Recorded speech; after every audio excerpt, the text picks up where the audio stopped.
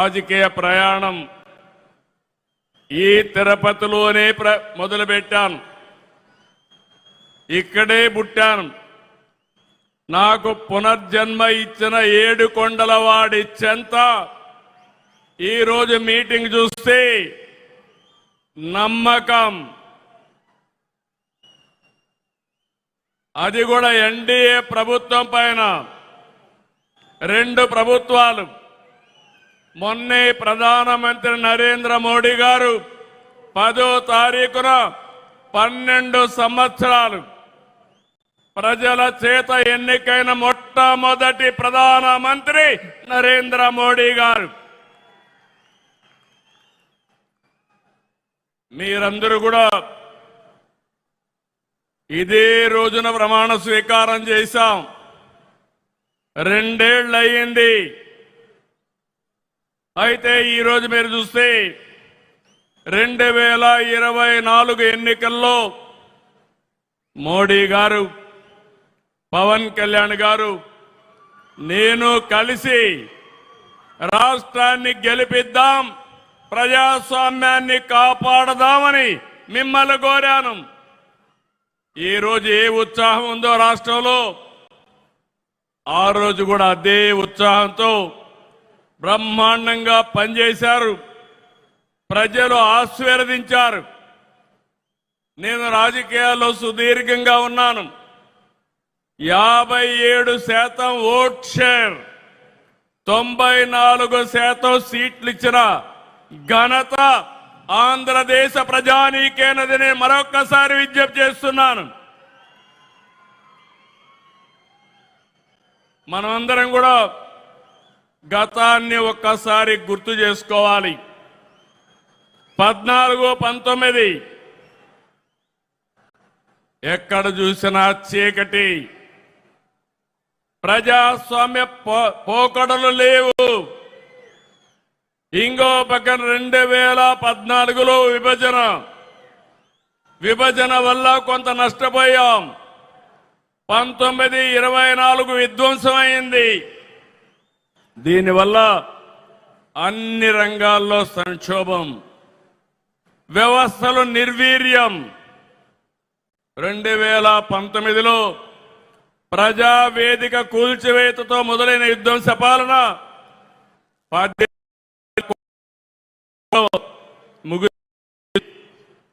అప్పులు, అరాచకాలు, ఆర్థిక విధ్వంసం, కూల్చివేతలతో కడకు రాష్ట్రాన్ని విధ్వంసం చేశారు. అవునా కాదా అని మిమ్మల్ని అడుగుతున్నారు. ఇది మనకెప్పుడు గుర్తుండాల్సిన అవసరం ఉంది. కేంద్రం 12 సంవత్సరాల్లో బ్రహ్మాండంగా అభివృద్ధి చేశారు. నరేంద్ర మోడీ గారు అభివృద్ధి, సంక్షేమం, సుపరిపాలన మనకు అందిస్తే ఈ 5 సంవత్సరాలు దాన్ని అందిపుచ్చుకోకుండా కడాన మీరు చూస్తే కేంద్ర పథకాలను పక్కన పడేశారు. సాగునీటి ప్రాజెక్టులను పాడుపెట్టారు. ఎంత దారుణం అంటే ఇన్వెస్టర్స్ ని వేధించి వెంటాడి తరిమేశారు.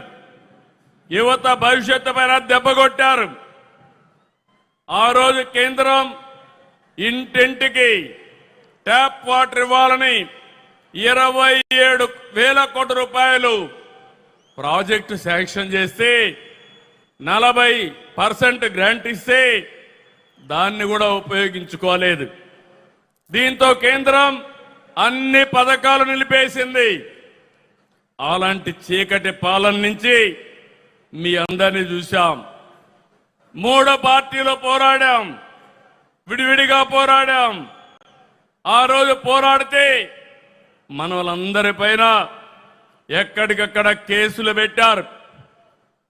కొంతమందిని అందరినీ జైల్లో పెట్టారు. ఈ మీటింగ్ లో నేను చూస్తున్నాను, ఎంతో మంది బాధితులు ఉన్నారు. అరాచకాలు జరిగాయి. ఆ చీకటి పాలనను తీల్చుకొని ఈరోజు మనందరం కూడా ప్రజాపాలన వచ్చింది. ఆ రోజు నన్నే కాదు, కడాన మీరు చూస్తే ఇంత అనుభవం ఉండే నన్ను ఒక్క నోటీస్ ఇవ్వకుండా జైల్లో 53 రోజులు పెట్టారు. అదే మరి పవన్ కళ్యాణ్ గారిని అడుగడుగునా హెరాస్ చేశారు. అవునా కాదా గుర్తు తెచ్చుకోమని మరొకసారి విజ్ఞప్తి చేస్తున్నా. ఎన్నికల్లో విజయాన్ని చూసి మురిచిపోలేదు, రాష్ట్ర దుస్థితి చూసి కుంగిపోలేదు. నేను 4వ ముఖ్యమంత్రి. హైదరాబాద్ ని అభివృద్ధి చేయడంలో, తెలుగు జాతిని ప్రపంచ పటంలో పెట్టడంలో ఆ రోజు పనిచేశాను.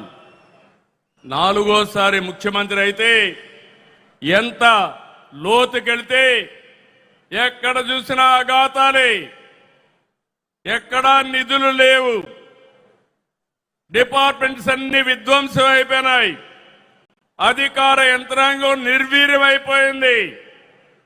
ఆ రోజు నేను ఒక నిర్ణయం చేసి 7 వైట్